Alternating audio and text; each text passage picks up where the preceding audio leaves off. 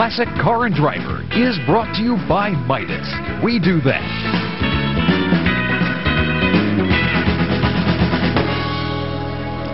It was 1979, and the pages of Car and Driver report a new sports car has arrived from Japan.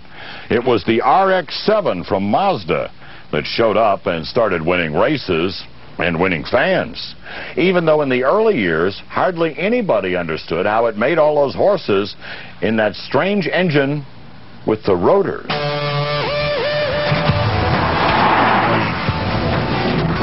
The Japanese-produced RX-7 owes some of its success to a German inventor, Felix Wankel.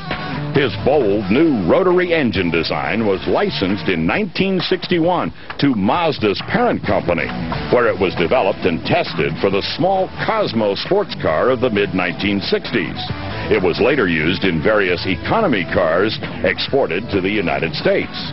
It was installed in the R100 and the RX-2, 3, and 4. Later, Mazda came out with the Mazda RX-7 and redesigned the engine.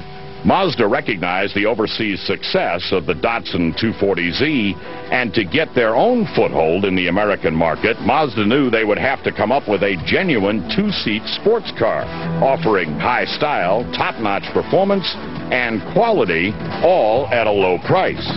Project X020 began in 1970 and took 7 years of research, development, and name changes before a presentable prototype called the RX-7 was ready for the public.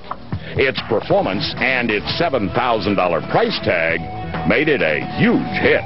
There were stories that, the car was almost doubling in price because people were so hungry for this car. You could sort of see why. It had a 7,000 RPM engine, which was quite exotic for the time. It made a great noise, and it also was really light and handled quite well. So they really kind of did their homework, and for that time period, nothing else was like it. Mazda made refinements to their popular sports car every year. By 1985, they had introduced better suspension, better braking, and a larger rotary engine. The Mazda RX-7 for the GSL SE model had the 13B fuel-injected engine. The horsepower rating on the engine is 135 horsepower at 6,000 RPM. It maintains a foot-pounds of torque of 133 at 2,750 RPMs. The new power plant caught the interest of Car and Driver staff, setting up a road test on the improved RX-7. I wrote the road test and went to the introduction for the final, most powerful version of that first-generation Mazda. And what they did was they just shoehorned a bigger rotary in there. Only in this case, instead of boring out the cylinders, they made those rotors a little bit wider, and they went from about 1,150 cc's to 1,300 cc's. The power went up to 135, but the car was still small and light, and boy, it was a strong piece.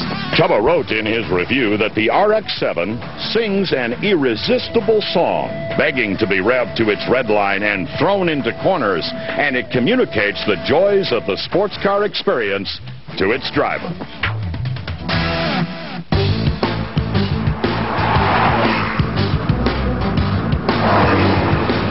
But the big question was, how does the Wankel rotary engine work? It's a difficult concept to get your arms around. We're used to pistons going up and down, and here's this rotary thing that's going around, and even the way they calculate the displacement is a little funny and hard to grasp, because it's not, again, a cylindrical volume you can measure and so forth. So it's a head scratcher.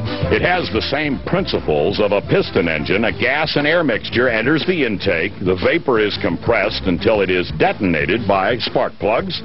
This forces the triangular rotor to move, pushing the exhaust out and turning the power shaft. The small size and high horsepower made the rotary and the RX-7 a favorite at the track.